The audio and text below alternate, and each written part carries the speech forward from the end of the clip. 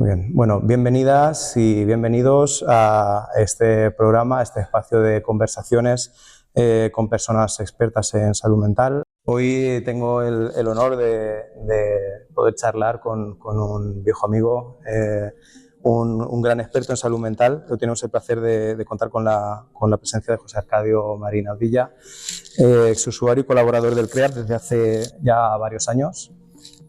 Autor del libro Delirios y ensoñaciones, del que vamos a hablar hoy aquí, en el que narra en primera persona el proceso de alguien que ha hecho un proceso de rehabilitación psicosocial personal exitoso a través de textos e imágenes que narran su camino incluso desde antes del diagnóstico.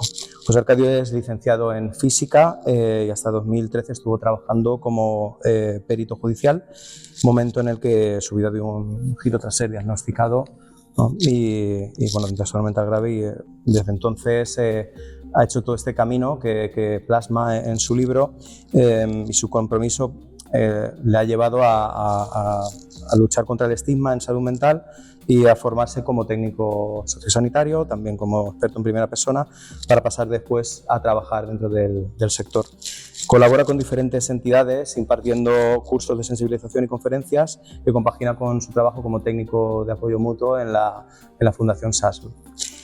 Esta figura del técnico de apoyo mutuo, bueno, que aquí le llamamos técnico de apoyo mutuo, pero ahí es una figura profesional incipiente en el sector de la salud mental.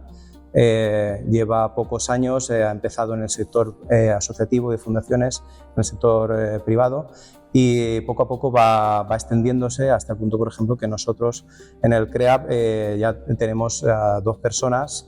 El primer centro público que promueve directamente, porque ha habido otros centros públicos y hospitales que han tenido esta figura, pero mediante la contratación, han ido por vía de contratación de asociaciones o entidades privadas. Este ha sido el primer centro público que la saca directamente, ¿no?, estas plazas, y esta figura es relativamente nueva, como decimos, aunque está ya bastante, ya hay bibliografía que va definiendo el perfil, ¿no?, que se va poco a poco encajando en los equipos de salud mental de una forma complementaria bastante interesante. En el caso del CREA, por ejemplo, evaluamos que los resultados están siendo muy positivos de este trabajo, y está respaldado, como decía, por evidencia científica respecto, por ejemplo, a superación de miedos, a reducción del sentimiento de soledad, lo que repercute evidentemente en una mejor calidad de vida y bienestar de las personas a las que se les brinda el apoyo, ¿no? Por último, también queremos destacar la implicación de José Arcadio en el fomento del deporte en el ámbito de la salud mental como herramienta para reconducir el estigma y promover un cambio positivo en la percepción y el tratamiento de los problemas de salud mental en nuestra sociedad. José Arcadio trabaja actualmente en Sporsa, asociación que se dedica a la integración social de las personas con problemas de salud mental a través del deporte, y ha participado activamente en el programa de balonmano Somos Todos y Todas, que hemos hecho en colaboración desde el CREAP, también con la Liga Oficial de Balonmano, con Sporsa, un programa inclusivo que también acogido por la Federación de Balonmano de la Comunidad Valenciana.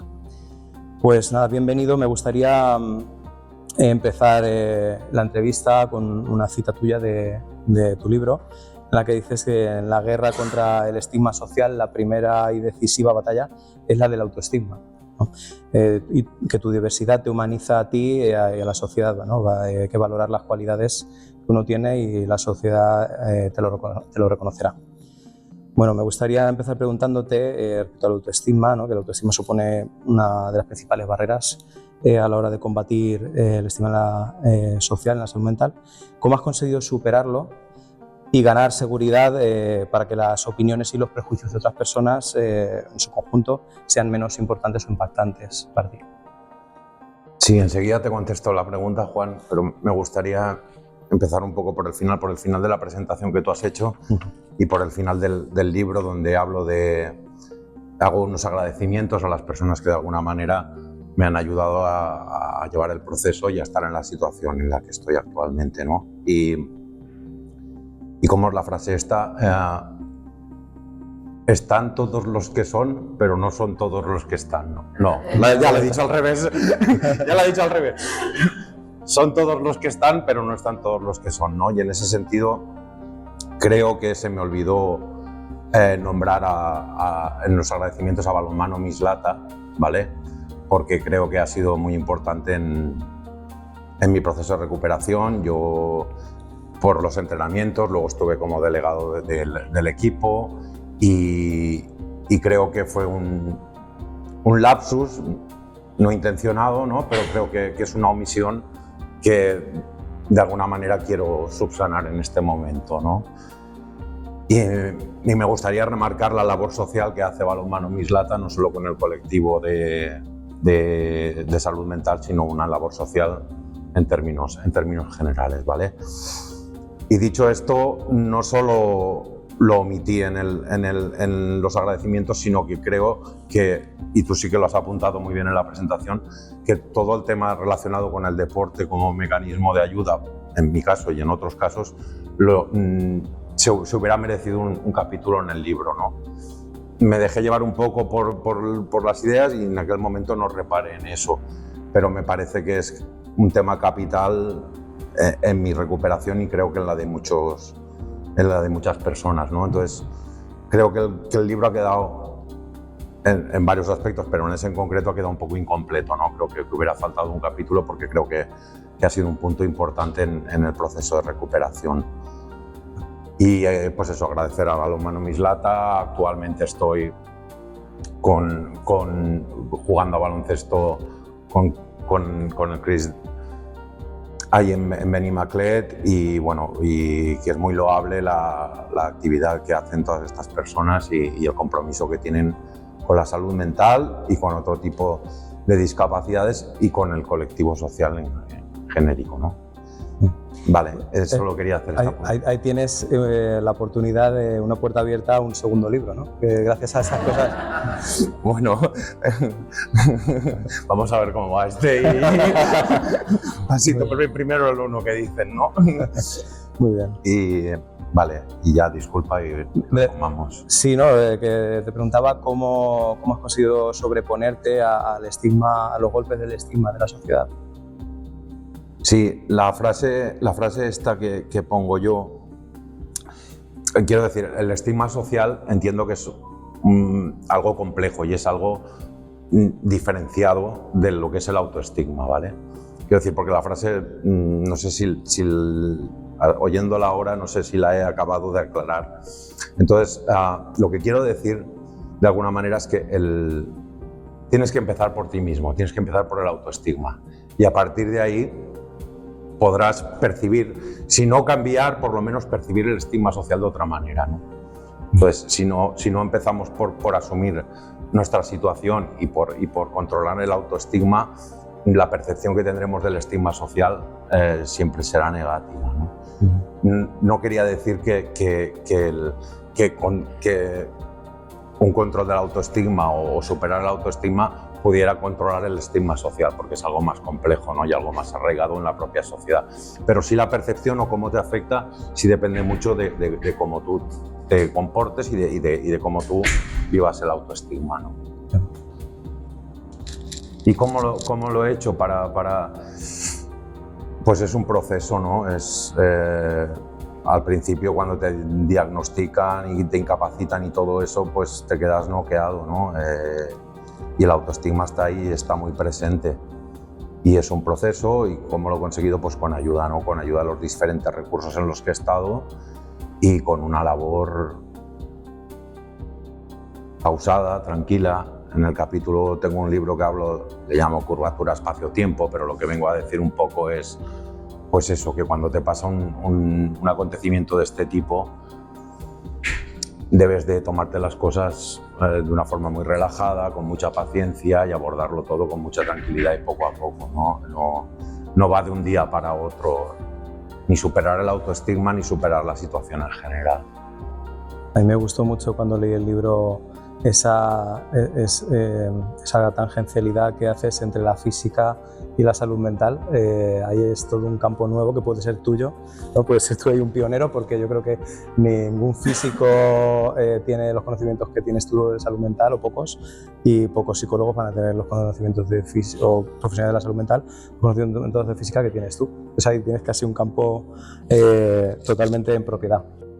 Hablas en tu libro de que no te quedó más remedio que adaptarte, ¿no?, a la nueva situación y para hacer ese proceso bastante exitoso que conseguiste hacer. ¿Y cómo viviste ese proceso de adaptación o de construcción que también denominas? ¿Cómo lo viviste ese proceso? Pues lo primero es ubicarte, es lo que te digo, ¿no? De pronto es un shock, es una situación que no sabes cómo administrarla, ¿no? No sabes cómo administrarla ni a nivel pragmático ni a nivel, digamos, anímico o sentimental. No sabes cómo gestionarlo, ¿no? Entonces, lo primero es poder ubicarte en tu nueva situación, ¿no? Y a partir de ahí ir creciendo y, como os digo, pasito a pasito, poco a poco y con constancia, pero con conciencia de que es un camino largo y complejo, ¿no? En tu libro también comentas que te ayudó mucho tu imaginación, tu creatividad. ¿De qué manera te ha ayudado? ¿Podrías explicarlo un poco? ¿De qué manera te ha ayudado tu capacidad creativa a la hora de expresar tus emociones y canalizar tus sentimientos? Porque hay un reflejo creativo muy, muy importante en el libro, ¿no?, con esas imágenes diseñadas por ti. Bueno, yo el tema de las imágenes y la creatividad que pueden tener asociadas lo desarrollé ya no para superar el tema de la salud mental o del proceso, sino fue en época de COVID, ¿no? Yo estaba en el piso tutelado de Picaña y bueno, todos sabemos que fue una época muy difícil para todo el mundo, ¿no? Y que de alguna manera todos tuvimos que reinventarnos, ¿no?, en aquel momento, ¿no? Entonces, yo la forma de canalizarlo fue esa, ¿no? Recuerdo con Karen los paseos cuando nos dejaban salir media horita al día y todo esto, por ahí mirando a ver, viendo dónde podía hacer una foto para luego a partir de la foto poder hacer una imagen, ¿no? Y era un poco el entretenimiento, ¿no? La media horita esa, encontrar algo para luego poderlo desarrollar durante todo el resto del día, ¿no? Entonces, en ese sentido es para lo que utilicé yo la creatividad. En cuanto en lo relativo a la salud mental y la creatividad y el proceso de recuperación y la creatividad, yo creo que es un proceso que se ha retroalimentado. Quiero decir, sí, la creatividad de alguna manera me ha ayudado un poco a afianzar mis sentimientos y a posicionarme dentro de mi nuevo paradigma, por decirlo de alguna manera, pero también la evolución en el proceso es lo que a mí me ha permitido desarrollar mi creatividad y sobre todo exponerla. Quiero decir, yo nunca he sido una persona que le ha gustado destacar o que le ha gustado exhibirse en el sentido pues eso, hacer un libro como este. Yo hace 6 años era impensable, pero no porque no tuviera las ganas o la capacidad de hacerlo, sino porque no tenía el valor de exhibirme de esta manera, ¿no? De publicarlo, de que todo el mundo pudiera opinar, pudiera congregarse aquí, ¿no?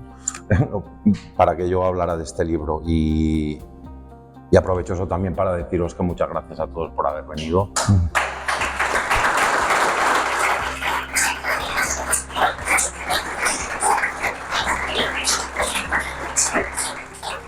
Y me siento entre amigos y de diferentes ámbitos, pero me hace mucha ilusión estar aquí y que hayáis tenido la deferencia de venir. De verdad, muchas gracias. Para nosotros es un honor, como te decía, un placer tenerte aquí. Ya eres un amigo, ¿no?, de todo el equipo del CREAP y te felicito por el valor, ¿no?, que ha supuesto para ti para publicar ese libro, ya no escribirlo sino publicarlo, ¿no?, hacerlo público, como decías, esa parte tan compleja y demuestra pues que de alguna manera estás consiguiendo liberarte de esas cadenas, ¿no?, del estigma, del miedo, de la opinión de los demás. Y sobre libertad quería preguntarte ahora, porque ¿qué hay de la libertad? Que es un concepto que también salió en la última entrevista. ¿Qué hay de la libertad en salud mental? Es un tema que para nosotros es importante, lo hemos tratado, hemos hecho algún artículo, alguna publicación sobre cómo se coarta la libertad en la salud mental, ¿no?, y a veces en otro tipo de discapacidades, en la atención sociosanitaria. ¿Qué opinas al respecto desde tu experiencia personal sobre las libertades que se cortan o no se cortan con la institucionalización. Sí, yo soy muy crítico con mi proceso de incapacitación, o al menos a nivel interno lo soy, ¿no? Yo creo que a mí se me cortaron las alas, ¿no? Lo cual no quiere decir que yo no hubiera llegado a una situación en la cual no requiriera de una intervención, sobre todo a nivel psicosocial. Yo valoro muy positivamente la estancia en los distintos recursos, especialmente en el CREAP, y creo que en su momento fue necesaria, ¿no? Lo que pasa es que creo que hay ahí un poco una perversión del sistema, ¿no? O sea, si no tienes un diagnóstico o si no tienes una sentencia, no puedes acceder a ciertos recursos o no puedes acceder a... Me parece que es un... A ver, al final pues va porque los recursos son limitados, ¿no? Está relacionado con que los recursos son limitados, ¿no? Pero me parece que se deberían de hacer políticas que fueran encaminadas, que más que ser, como diría yo, punitivas y paliativas, que fueran preventivas, ¿no? Y que de alguna manera no fuera necesario el pasar o el verte sometido a un diagnóstico o el verte sometido a una sentencia judicial para poder iniciar un proceso de recuperación o para acceder a cierto tipo de recursos. Si tú ahora tuvieras delante, bueno, que por tu trabajo en Sportsa seguramente tengas la oportunidad de tener personas ante ti que van a sufrir un proceso de incapacitación o lo están viviendo o están incluso intentando salir de él, ¿no? Están intentando conseguir la recapacitación. ¿Tú qué consejo les darías desde tu experiencia? Que se lo tomen con calma. Quiero decir, es que es complejo dar consejos en estas situaciones. Estamos hablando de la incapacitación y del proceso de recapacitación. En mi caso personal, el proceso de incapacitación fue demoledor. Fue demoledor en su trámite, fue demoledor en su consecución. Para mí fue tremendo. Y además es que no entendía lo que estaba pasando. A mí el día que viene la policía y me trae a mi casa la carta del juzgado diciendo que se había iniciado un proceso de incapacitación hacia mí, digo, bueno, ¿esto qué quiere decir? O sea, lo primero que hice fue mirar qué narices era eso, ¿no? De pronto me había visto en una situación que no sabía ni lo que quería decir. Y es muy difícil de gestionar, muy difícil de gestionar. En mi caso, ya te digo, fue durísimo y acabó desencadenando una crisis fuerte. En cambio, el proceso de recapacitación fue todo lo contrario, lo digo en el libro.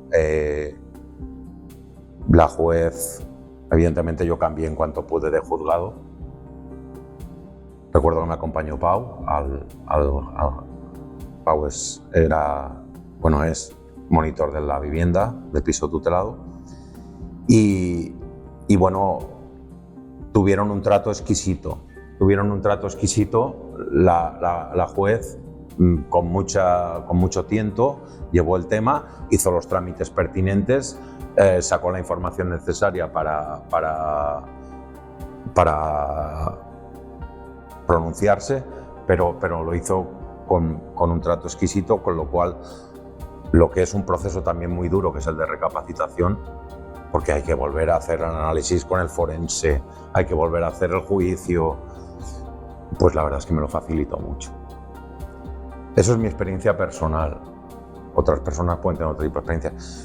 Yo he tratado en el libro, de ser lo suficientemente concreto como para que sea una experiencia en primera persona, pero he tratado de no ser demasiado concreto para que, digamos, otras personas que puedan estar en situaciones similares a la mía puedan llegarse a identificar, ¿no? Entonces, no lo sé, pero siendo más conciso en la respuesta a tu pregunta, sobre todo les diría a las personas que estén en un proceso de este tipo que se lo tomen con mucha tranquilidad, que respiren hondo y que pase lo que pase, siempre hay una posibilidad de mejorar, ¿no? Y de salir adelante.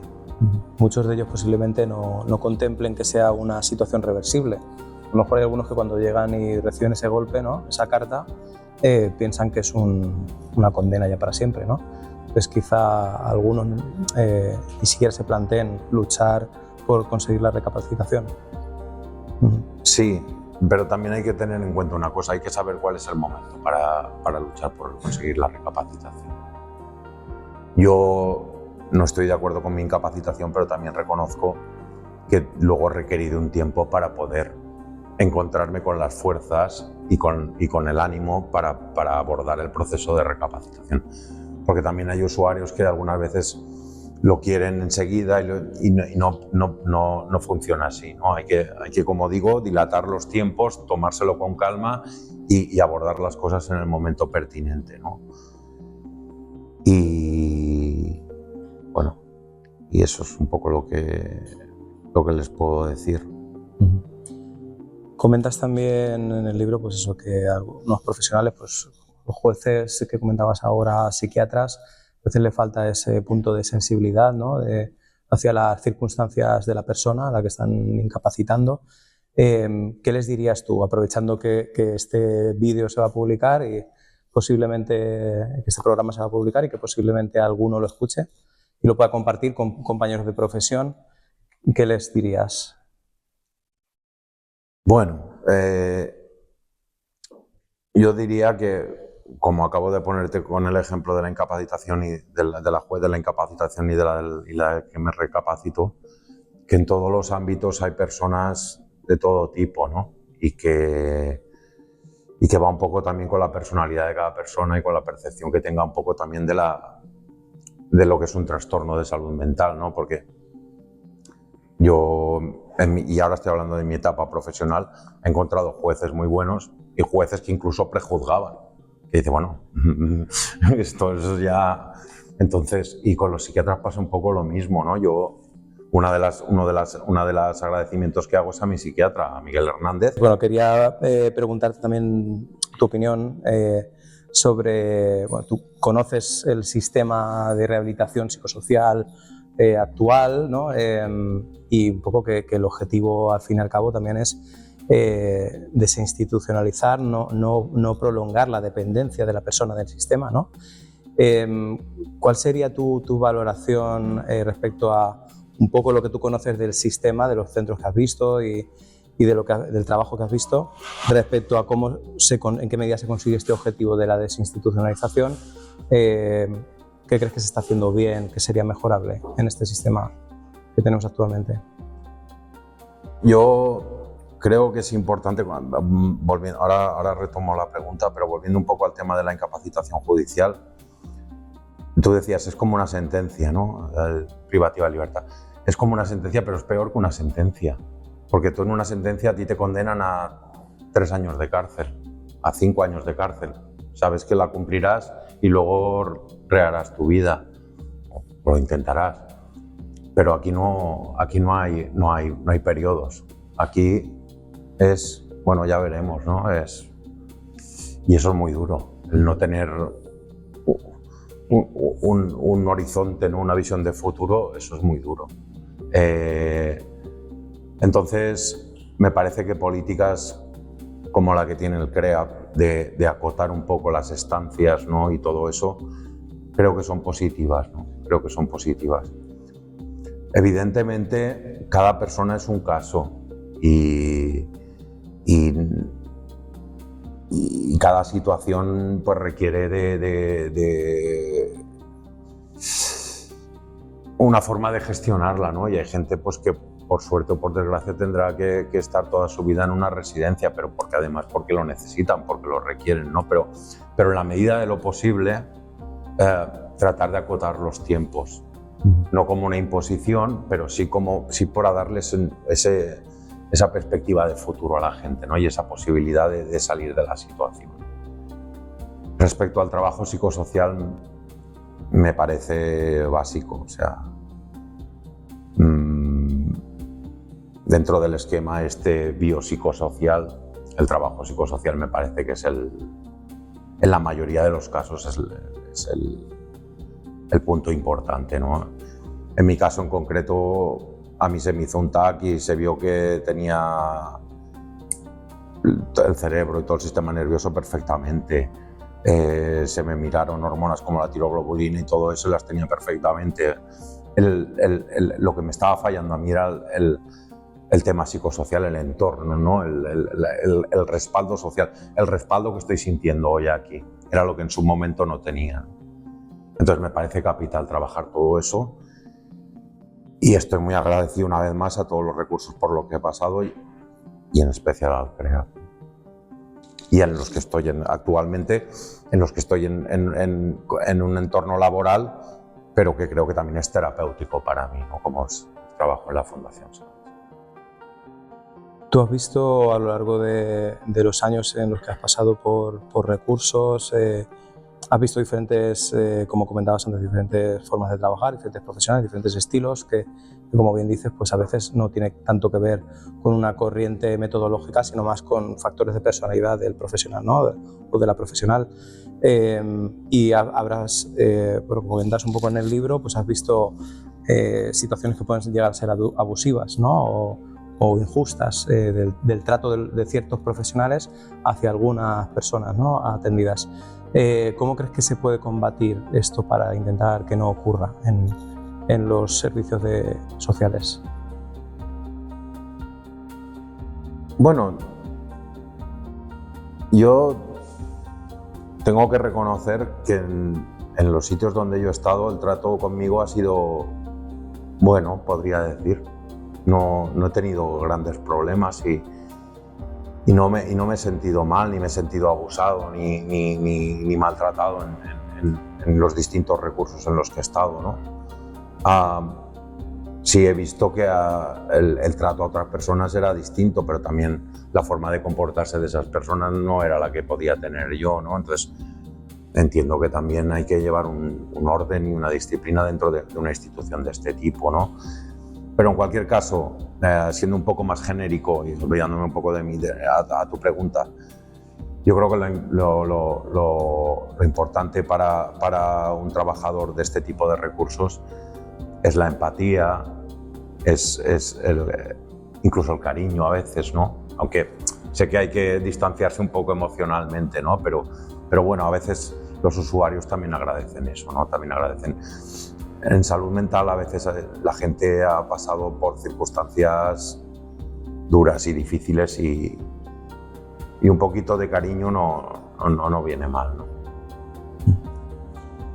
¿Consideras que desde tu perspectiva que los diferentes recursos, al menos los que has conocido, ¿no? O de lo que tengas conocimiento de otros, fomentan suficientemente la participación de las personas usuarias y su vida activa? A ver, yo puedo hablar de los dos recursos que conozco, ahora estoy hablando de larga estancia, que es el CREAP y la Fundación SAN. Y me parece que la filosofía de los dos centros es más o menos la misma y va en la misma línea y me parece que es la correcta, ¿no? Y yo estoy muy agradecido al trato recibido en uno y en otro sitio, ¿no? Si esto es extrapolable a todos los recursos, me temo que no, pero no puedo hablar en primera persona en este caso porque lo desconozco, ¿no? Y tampoco quiero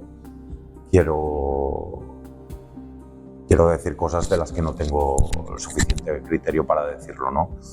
Pero me temo que son dos entes pioneras, ¿no? en todo esto, ¿no? En fomentar pues eso, la autonomía y los derechos de los usuarios, ¿no? Pero bueno, bien está, hacen falta pioneros también, hace falta gente que inicie, ¿no? Y entonces en este sentido me parece muy loable la labor que estáis haciendo desde CREAP y la labor que se está haciendo desde la Fundación. Y yo creo que es cuestión de tiempo que todos los recursos acaben adoptando este tipo de filosofías, ¿no? Habrá que verlo. Sobre el futuro, bueno, pues hay mucha incertidumbre y es sobre lo que te quería preguntar. No sin antes reconocer una vez más tu sensatez y prudencia, ¿no? Por ejemplo, de no hablar de lo que no conoces, que eso aquí en este país es una cosa muy habitual, ¿no? Que todo el mundo opine de todo, ¿no? Y todo el mundo incluso de lo que no sabe. Entonces, pues te doy la enhorabuena por tener esa capacidad. Dicen que las personas necesitamos 6 años para aprender a hablar y 60 para aprender a callarnos, ¿no? Pues tú ya quizás vas más camino de los 60 y por eso tienes esa capacidad de... Y según el contexto. Y según el contexto. Pues la última pregunta que quería hacerte antes de dar la oportunidad a los presentes a que también te pregunten es ¿cómo alguna vez has pensado o reflexionado sobre el futuro de la salud mental, del trabajo en rehabilitación en salud mental? ¿Cómo te lo has imaginado? ¿Qué opinas al respecto del futuro en la salud mental? Pues no lo sé. Sé lo que me gustaría, ¿no? Sé qué futuro me gustaría, pero no sé si es el que se va a dar, ¿no? Yo creo que... A ver, aquí en el libro hay un capítulo que no me acuerdo ahora qué nombre le pongo al capítulo, pero es uno que empieza con una imagen de una foca haciendo malabarismos con un mundo acuático. Y es un capítulo que luego me lo leo yo y digo, yo no sé si la gente al leer esto entiende muy bien lo que estoy queriendo decir, ¿no? Porque me voy ahí con que si Dios ha hecho un gotelé y unas cosas un poco surrealistas, ¿no? Y digo, no sé si la gente cuando lee esto está entendiendo lo que quiero decir. Un poco la filosofía de ese capítulo es, ¿cómo te diría yo? Como la canción esta de Machín de Pintor, ¿por qué no pintas angelitos negros y también los quiere Dios, ¿no? Pues, sí. Pues iba un poco por ahí, ¿no? Al final, o entendemos que la salud mental es algo de todos y lo vemos con normalidad y la normalizamos, pero a todos los niveles, o mal vamos. Entonces, ¿qué futuro me gustaría a mí? Me gustaría ese futuro. ¿Será el que se produzca? Pues no lo sé, no lo sé. Pues comparto tu deseo, ojalá llegue ese futuro alguna vez. Muchas gracias por responder a mis preguntas y pues ahora damos la oportunidad a los presentes de hablar directamente con José Arcadio. Si queréis preguntarle por algún pasaje del libro, por su propia experiencia, ahora tenéis la oportunidad. Sí, yo no planifiqué el libro en la pandemia, me he expresado mal. Yo empecé a hacer los dibujos en la pandemia como una forma un poco de pasar el rato, de entretenerme y todo eso. Y luego ya posteriormente dije, bueno, pues como yo al hacer estas imágenes sí tenía mis ideas pues voy a plasmarlo en un libro que además cuente un poco mi historia, ¿no? Voy a darle un poco una continuidad y un argumento a estos dibujos, pero eso ya fue posteriormente. Pero creo haber entendido lo que me estás preguntando.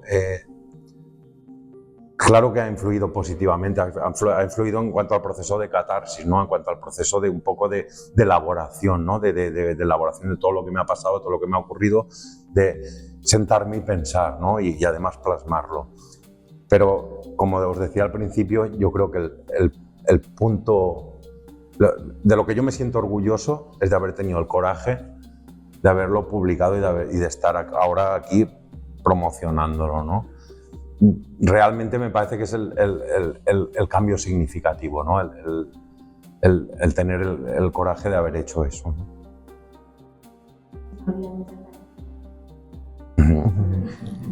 Gracias a ti. ¿Qué parte, qué peso hay? Pues te diría 50-50, pero ahora voy a ser mal matemático, mal físico, y te diré que 70-70. Y me explico. Creo que se requieren necesariamente las dos cosas, y además con un plus, ¿no? Me parece que en este tipo de vivencias es muy fácil abandonarse, es muy fácil dejarse llevar, es muy fácil ya no luchar más, ¿no? Y hay gente que funciona así y yo no lo critico para nada, incluso lo entiendo, ¿vale? No es la opción que yo he adoptado, pero también diré que por mucha voluntad que pongas, tú solo no lo consigues. Tú solo no lo consigues. Y en ese sentido, pues es lo que digo, a mí me han ayudado mucho el CREA, la Fundación San Balonmano Mislata, un montón de entidades y un montón de personas, evidentemente mi madre, un montón de... Es básico tener todas esas ayudas y sin eso no se consigue. Ahora, yo he hecho un trabajo personal también, que es dejarme ayudar.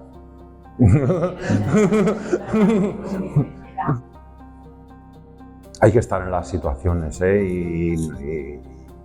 Y hay que gestionarlo todo y no es nada fácil y yo no criticaré a nadie que se haya abandonado en ese sentido porque es complejo, es un proceso complejo y bueno, a lo mejor hay gente que no le compensa y a lo mejor es hasta lo inteligente, ¿sabes lo que te quiero decir? A lo mejor llega un momento que dices, oye, que ya no más, que no. Y bueno, yo creo que es muy positivo que se estén implementando, que se estén adoptando esta figura dentro de las instituciones, ¿no? Por lo que tú dices, porque al final somos gente que hemos tenido unas vivencias similares, ¿no? Y eso aporta mucho. Pero eso no quiere decir que podamos suplir las actividades que hacen otros profesionales, ¿no? Me parece que es un recurso complementario. Entonces, y además es un recurso que está todavía por descubrir. Quiero decir, los distintos centros y esto están un poco discutiendo a ver cuáles son las atribuciones y cuáles son las funciones de esta figura, ¿no? Pero a mí me parece personalmente que no es el debate principal, ¿no? Quiero decir, al final lo importante es lo que tú comentabas, ¿no? Es la experiencia que tú has tenido, que es muy similar, ¿no? Y la capacidad que tienen los usuarios para en un momento dado empatizar contigo y tú empatizar con ellos. Y el que te ven, pues sí, te ven un poquito como profesional, pero te ven un poquito también como colega, ¿no?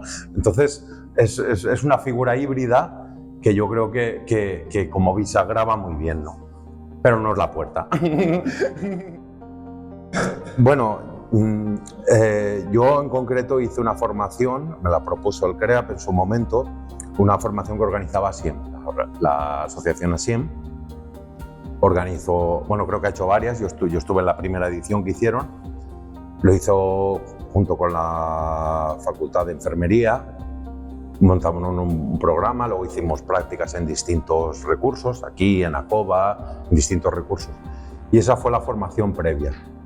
Luego yo hice quiero decir, no hay una formación reglada específica para eso, que quizás en su momento la haya, pero a día de hoy que yo sepa no la hay. Pero bueno, estaba esta formación que yo hice y luego posteriormente, además porque me lo sugirió Juan, lo recuerdo perfectamente, hice el curso el certificado de profesionalidad de atención psicosocial de atención sociosanitaria en instituciones psicosociales. creo que lo he dicho bien. Y bueno, pues esa es la formación que yo... Y luego aparte pues he hecho otro tipo de formaciones pues de Silvia García, que hace en primera persona, atención a la psicosis en primera persona, otros de la red ISEM, he hecho diferentes cursos. Pero si hay una formación reglada, estipulada para este tipo de figura, no, pero yo creo que será cuestión de tiempo también, ¿vale? Y sería muy positivo de cara a la normalización que hablábamos antes, ¿no? Sí. Espero que vivamos esa etapa y podamos verlo, ¿no? Que llegue a ser una titulación oficial alguna vez. Los profesores están ahora empezando en la profesión, es decir, los futuros profesores de esa titulación están ahora empezando en esta profesión, entonces yo creo que aún le queda un poquito, pero ojalá lo veamos. Me parece capital, me parece muy importante a nivel biopsicosocial, ¿no? Quiero decir, por una parte a nivel biológico, pues contrarresta un poco todos los efectos secundarios de la medicación, ayuda a eliminar toxinas, mejora la forma física, que es deseable en cualquier persona tenga unos problemas de salud mental. Y por otra parte, a nivel social, pues sobre todo lo que son deportes de equipo como el baloncesto, como el balonmano, todo esto, pues mejora mucho las relaciones sociales, además con un fin común, que es muy importante, con lo cual me parece algo básico y algo muy importante, ¿no? Y trabajando para Sportsa como para decir que no también. pero además me lo creo.